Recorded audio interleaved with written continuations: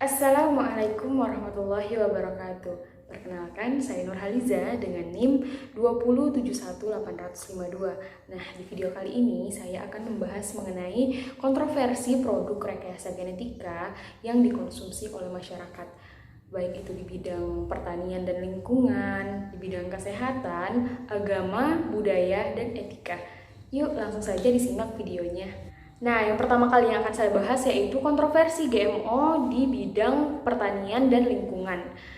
Nah, gimana sih kontroversi di bidang pertanian dan lingkungan itu?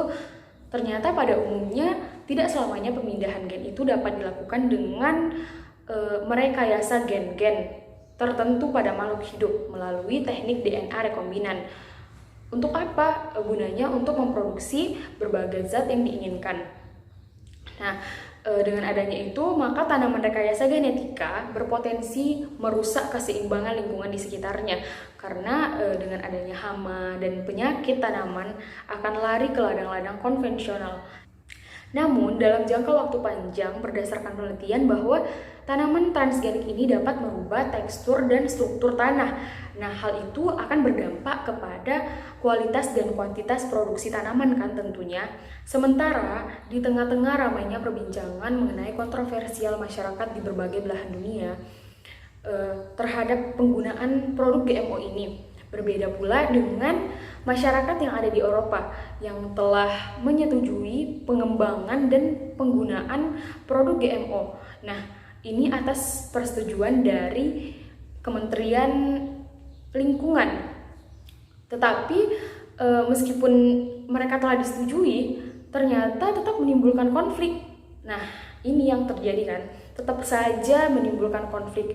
Nah, jadi menimbulkan konflik di bidang baik itu antara departemen, sektor antar negara, bahkan sampai antar lembaga internasional. Selanjutnya, yang kedua itu mengenai kontroversi GMO di bidang kesehatan.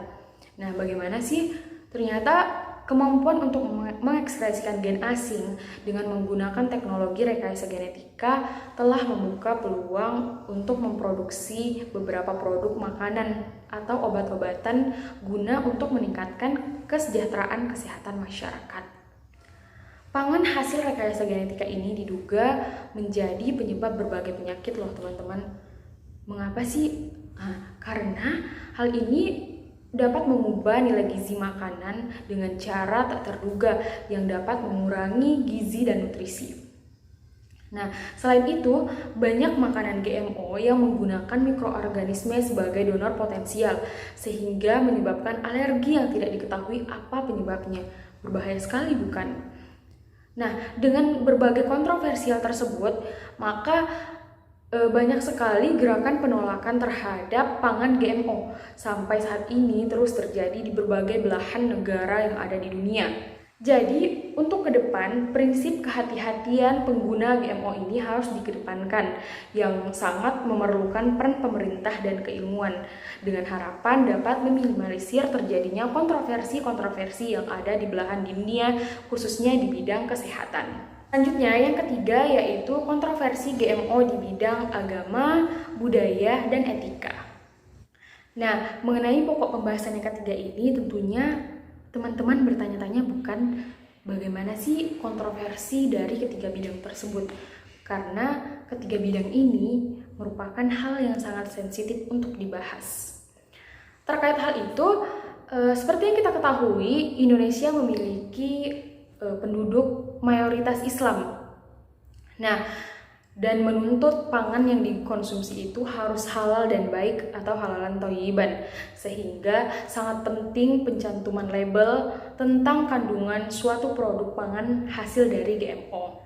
Kekhawatiran terkait bidang agama, budaya, dan etika telah bermunculan di berbagai kelompok masyarakat yang pastinya menentang produk GMO, khususnya dalam bidang pangan. Tidak hanya itu, ternyata bermunculan lagi kekhawatiran terhadap kelompok vegetarian yang mengandung gen hewan, sehingga beberapa orang takut makan makanan nabati dari GMO yang mengandung gen manusia. Nah, ternyata selain itu banyak sekali kekhawatiran yang timbul pada masyarakat. Indonesia sebagai negara berkembang mengantisipasi hal ini dengan membuat perangkat hukum yang dapat melindungi konsumen dari resiko yang tidak diinginkan.